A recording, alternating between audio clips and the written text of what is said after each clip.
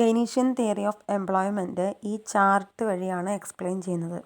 അപ്പോൾ ഈ ചാർട്ട് ക്ലിയറായി പഠിച്ചു കഴിഞ്ഞാൽ അതിൻ്റെ എക്സ്പ്ലനേഷൻ എഴുതി കഴിഞ്ഞാൽ കെയ്നീഷ്യൻ തിയറി ഓഫ് എംപ്ലോയ്മെൻറ്റായി.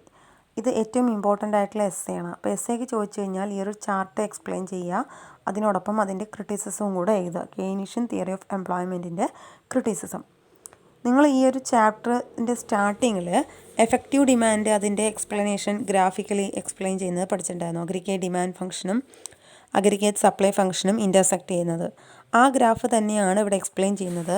അവിടെ പഠിച്ച സെയിം ടോപ്പിക്കാണ് നമ്മളിവിടെ കെയ്നീഷ്യൻ തിയറി ഓഫ് എംപ്ലോയ്മെൻറ്റിലൂടെ നമ്മൾ ഡിസ്കസ് ചെയ്യുന്നത്. കെയ്ൻസിൻ്റെ എഫക്റ്റീവ് ഡിമാൻഡ് തന്നെയാണ് കെയ്ൻസിൻ്റെ ലെവൽ ഓഫ് എംപ്ലോയ്മെൻറ്റിൽ നമ്മൾ കെയ്ൻസിൻ്റെ തിയറി ഓഫ് എംപ്ലോയ്മെൻറ്റിൽ നമ്മൾ പഠിക്കുന്നത്.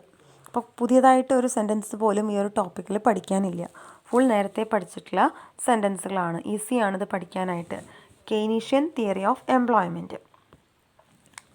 Keynes formulated his theory of employment in his general theory. കെയ്ൻസിൻ്റെ theory of employment Keynes formulate ചെയ്തത് കെയ്ൻസിൻ്റെ ബുക്കിൻ്റെ പബ്ലിക്കേഷനോട് കൂടിയിട്ടാണ്. അതായത് general theory of employment interest and money 1930s publish ചെയ്തിട്ടുള്ളത്. അപ്പോൾ 1936. അപ്പോൾ ഇതിൽ ജനറൽ തിയറി എന്ന് പറയുന്നത് ആ ബുക്കിൻ്റെ ഷോർട്ടാണ്. The starting point of Keynes theory of employment is the principle of effective demand. കെയ്ൻസിൻ്റെ തിയറി ഓഫ് എംപ്ലോയ്മെൻറ്റിൻ്റെ സ്റ്റാർട്ടിംഗ് പോയിൻ്റ് തന്നെ പ്രിൻസിപ്പിൾ ഓഫ് എഫക്റ്റീവ് ഡിമാൻഡാണ്. Total employment depends on aggregate demand and unemployment result from a deficiency of aggregate demand. Employment depend ചെയ്യുന്നത് aggregate ഡിമാൻഡിനെയാണ്. Total employment depends on aggregate demand and unemployment result from deficiency of aggregate demand. Unemployment എന്ന് പറയുന്നത് aggregate ഡിമാൻഡിൽ വരുന്ന deficiency കൊണ്ടാണ്. Effective demand depends on 2 variables. നമ്മൾ നേരത്തെ പഠിച്ചിട്ടുള്ളതാണ്. Effective demand depends on 2 variables, aggregate demand function and aggregate supply function, ADF and ASF. അതിൽ aggregate demand function ADF എന്ന് പറയുന്നതാണ് is a schedule of the proceeds expected from the sale of output resulting from varying amount of employment. അതായത് കൂടുതൽ പേരെ employ ചെയ്തതിൻ്റെ ഫലമായിട്ട് കൂടുതൽ output ലഭിച്ചു, അത് സെയിൽ ചെയ്യുമ്പോൾ അതിൽ നിന്നും എക്സ്പെക്റ്റ് ചെയ്യുന്ന ഇൻകം ഏണിങ്സ്, അതിനെയാണ് അഗ്രിഗേറ്റ് ഡിമാൻഡ് ഫംഗ്ഷൻ എന്ന് പറയുന്നത്. It is a schedule of the proceeds expected from the sale of output resulting from varying level of employment. ഇവിടെ എംപ്ലോയ്മെൻറ്റ് മീൻസ് ലേബേഴ്സിനെ എംപ്ലോയ് ചെയ്യുന്നതാണ് പറയുന്നത്. More labour is employed more output is produced and the total proceeds is greater. കൂടുതൽ ലേബേഴ്സിനെ employ ചെയ്ത് കഴിഞ്ഞാൽ output കൂടും, അപ്പോൾ sale കൂടും, അപ്പോൾ ടോട്ടൽ പ്രൊസീഡ്സ് ഇൻക്രീസ് ചെയ്യും. അഗ്രിഗേറ്റ് സപ്ലൈ ഫംഗ്ഷൻ എന്ന് പറയുന്നതാണ് it is a schedule of the minimum amount of proceeds required to induce varying quantities of employment. Varying quantities of employment അതിനാവശ്യമായിട്ടുള്ള മിനിമം എമൗണ്ട് ഓഫ് പ്രൊസീഡ്സ്, അതിനെയാണ് aggregate supply function എന്ന് പറയുന്നത്. Aggregate supply function is a schedule of the minimum amount of the proceeds. എന്തിനു വേണ്ടിയിട്ടാണ്? Required to induce varying quantities of employment. varying quantities of employment. ഇപ്പോൾ നമ്മൾ ലേബേഴ്സിനെ employ ചെയ്തു വിചാരിക്കാം. അപ്പോൾ ലേബേഴ്സിനെ എംപ്ലോയ് ചെയ്തു. ഇപ്പോൾ ഒരു പ്രോഡക്റ്റ് പ്രൊഡ്യൂസ് ചെയ്യാൻ ആവശ്യമായിട്ട് എല്ലാ ലേബേഴ്സിനെയും ആവശ്യമില്ല, ഒരു നിശ്ചിത അളവ് ലേബർ മതിയില്ലേ, അതാണ് നമ്മൾ ഉദ്ദേശിച്ചത് മിനിമം എമൗണ്ട് ഓഫ് പ്രൊസീഡ്സ് എന്ന്. Aggregate supply function is a schedule of the minimum amount of the proceeds required to induce varying quantities of employment.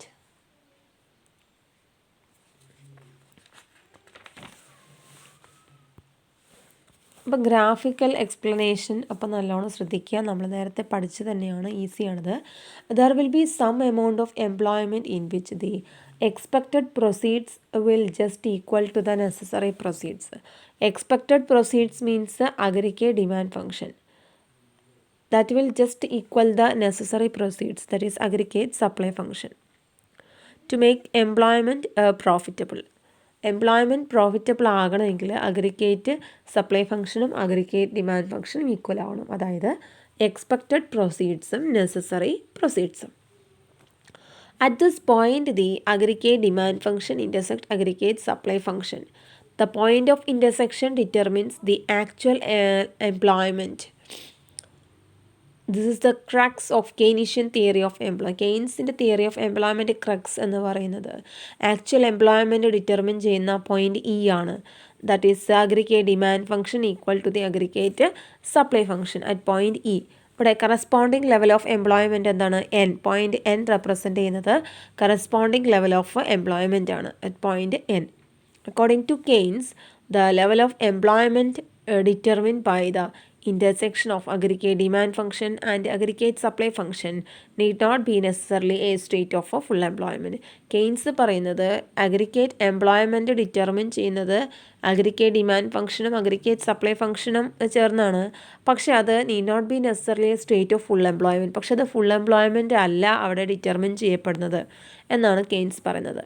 According to Keynes, the level of employment determined by the intersection of aggregate demand function and aggregate supply function need not be necessarily a state of full employment.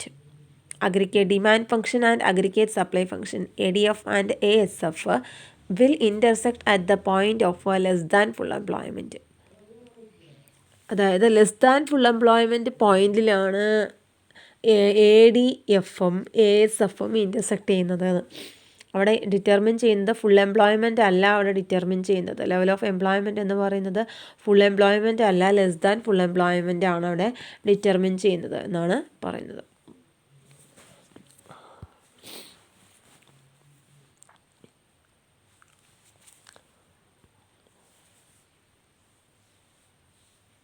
Full employment എന്ന് പറഞ്ഞാൽ എന്താ situation?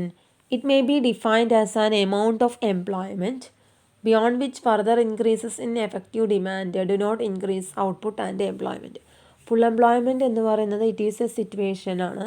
പ്രത്യേകത എന്താണ്? Amount of employment beyond which further increases in effective demand do not increase output and employment. അതായത് amount of employment പിന്നീട് increase ചെയ്യുന്ന സിറ്റുവേഷനിൽ effective demand increase ചെയ്യുന്നുണ്ട്, പക്ഷേ അവിടെ ഔട്ട്പുട്ട് എംപ്ലോയ്മെൻറ്റും ഇൻക്രീസ് ചെയ്യുന്നില്ല. അവിടെ അഗ്രിഗേറ്റ് ഡിമാൻഡ് ഫംഗ്ഷനും അഗ്രിഗേറ്റ് സപ്ലൈ ഫംഗ്ഷനും ഇൻ്റർസെക്റ്റ് ചെയ്യുന്ന point less than full employment ലെവലാണെന്ന്. ഫുൾ എംപ്ലോയ്മെൻറ്റ് എന്ന് പറഞ്ഞു കഴിഞ്ഞാൽ ഈ ഒരു സിറ്റുവേഷൻ അല്ല. അപ്പോൾ ഇവിടെ ലെസ് ദാൻ ഫുൾ എംപ്ലോയ്മെൻറ്റ് ആണെന്നാണ് കെയ്ൻസ് എക്സ്പ്ലെയിൻ ചെയ്യുന്നത്. The great depression of the 30s resulted in increased unemployment in capitalist economies like America and Britain and America പോലുള്ള ക്യാപിറ്റലിസ്റ്റ് കൺട്രീസിൽ അൺഎംപ്ലോയ്മെൻറ്റ് 30s ഇൻക്രീസ് ചെയ്തതെന്ന്. അതായത് ഗ്രേറ്റ് ഡിപ്രഷൻ്റെ ടൈമിൽ 30s ഇൻക്രീസ് ചെയ്തത്. An analysis of the depression economy helped Keynes to find out the basic causes of unemployment. അതായത് depression economy analyse ചെയ്യുന്ന സിറ്റുവേഷനിൽ കെയ്ൻസിനെ ഹെൽപ്പ് ചെയ്ത് എന്താണ്? An analysis of the depression economy helped Keynes to find out the basic causes of unemployment. അൺഎംപ്ലോയ്മെൻറ്റിൻ്റെ basic ആയിട്ടുള്ള കാരണം എന്താണെന്ന് കണ്ടെത്താൻ അത് കെയ്ൻസിനെ സഹായിച്ചു. Keynes realised the deficiency in effective demand resulted in increased unemployment. അതായത് ഇവിടെ കെയ്ൻസ് റിയലൈസ് ചെയ്തു എഫക്റ്റീവ് ഡിമാൻഡിൽ വരുന്ന കുറവ് ഡെഫിഷ്യൻസിയാണ് പ്രധാനമായിട്ടും അൺഎംപ്ലോയ്മെൻറ്റിന് കാരണമെന്ന് കെയ്ൻസ് തിരിച്ചറിഞ്ഞു. Aggregate demand in an economy depends on the level of consumption and investment.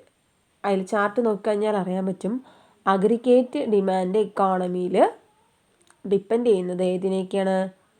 കൺസംഷനെയും ഇൻവെസ്റ്റ്മെൻറ്റിനെയാണ്. എന്താണ് consumption? Consumption is almost stable ആണ് ഷോർട്ട് റണ്ണിൽ, because it is a function of level of income. ഇൻകത്തിൻ്റെ ഫങ്ഷനാണ് കൺസംഷൻ. കൺസംഷൻ എന്താണ്? Short റണ്ണിൽ stable ആണ്. The only alternative left to raise the level of demand was increase in the level of investment. Demand increase ചെയ്യാനുള്ള ഒരേ ഒരു വഴി investment increase ചെയ്യലാണെന്നാണ് കെയ്ൻസ് പറയുന്നത്. Additional investment will result in increased employment opportunities. അതായത് അഡീഷണലായിട്ട് investment ഉണ്ടെങ്കിൽ മാത്രമേ അത് എംപ്ലോയ്മെൻറ്റ് ഓപ്പർച്യൂണിറ്റീസ് ഇൻക്രീസ് ചെയ്യുള്ളൂ എന്നാണ് കെയ്ൻസ് പറയുന്നത്. when the level of employment increases, the level of output and income also increases. Employment increase ചെയ്ത് കഴിഞ്ഞാൽ ഓട്ടോമാറ്റിക്കലി ഔട്ട്പുട്ട് ഇൻക്രീസ് ചെയ്യും, ഇൻകം ഇൻക്രീസ് ചെയ്യും. അപ്പോൾ എംപ്ലോയ്മെൻറ്റ് ഇൻക്രീസ് ചെയ്യണമെങ്കിൽ എന്ത് ഇൻക്രീസ് ചെയ്യണം? ഇൻവെസ്റ്റ്മെൻറ്റ്. അപ്പോൾ ഇൻവെസ്റ്റ്മെൻറ്റ് ഇൻക്രീസ് ചെയ്യുക, അപ്പോൾ എംപ്ലോയ്മെൻറ്റ് ഓപ്പർച്യൂണിറ്റീസ് വരും, അപ്പോൾ എംപ്ലോയ്മെൻറ്റ് ഇൻക്രീസ് ചെയ്യും, അപ്പോൾ ഔട്ട്പുട്ട് ഇൻക്രീസ് ചെയ്യും, ഇൻകം ഇൻക്രീസ് ചെയ്യാനായിട്ട് പറ്റും. According to Keynes, an initial increment in investment, that is delta I, will increase the amount of delta Y by the value of investment multiplier K. That is, initial increment in investment.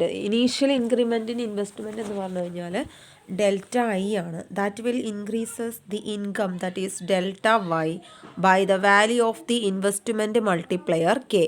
Keynes പറയുന്നത് initial increment in investment എന്ന് പറയുന്നത് delta I ആണ്. That will increases the income, that is income increase ചെയ്യൽ, that is delta Y by the amount of investment multiplier K. That is delta I into K equal to delta Y. Delta I into K equal to delta Y. നമ്മൾ investment multiplier പഠിച്ചതാണ്. അപ്പോൾ ആ Keynes പറയുന്നത് initial increment in investment will increase the income delta Y by the value of investment multiplier. Thus delta I into K equal to delta Y. Investment depends upon rate of interest and MEC. Rate of ഇൻട്രസ്റ്റിനെയും MECനെയും investment depend ചെയ്യുന്നുണ്ട്. Investment can be increased by a reduction in the rate of interest or increase in the MEC.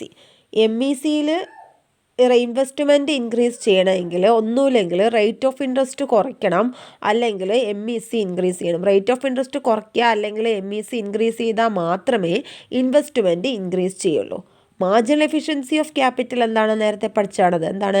It is the ratio of prospective yield to supply price. Prospective yield to supply price അതിൻ്റെ ratio ആണ് MEC. It can be raised when the supply price of capital assets fall or their prospective yield increases. MEC increase ചെയ്യണമെങ്കിൽ ഒന്നുമില്ലെങ്കിൽ supply price of capital assets കുറയണം, അല്ലെങ്കിൽ prospective yield increase ചെയ്യണം.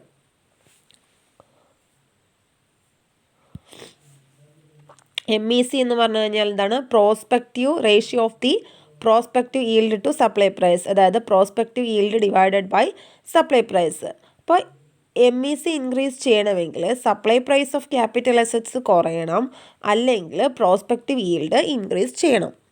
Supply price of capital assets is stable in the short run. Short റണ്ണിൽ supply price of capital assets എന്താണ്? Stable ആണ്. The prospective yield depends on the expectations of a businessman. ബിസിനസ്മാൻസിൻ്റെ expectations ആണ് prospective ഈൽഡിനെ depend ചെയ്യുന്നത്. Prospective yield ഏതിനെ depend ചെയ്യുന്നുണ്ട്? Prospective yield depends on the expectations of a businessman. And since it is a psychological factor, it cannot be increased to raise investment. അതുകൊണ്ട് it cannot be increased to raise investment. അതൊരിക്കലും ഇൻവെസ്റ്റ്മെൻറ്റിനെ increase ചെയ്യുന്നില്ല. അതൊരു psychological factor ആയതുകൊണ്ട്. Supply price of capital assets is stable in the short run. The prospective yield depends on the expectations of a businessman. Since it is a psychological factor, it cannot be increased to raise investment. The other determinant of a level of investment is the rate of interest.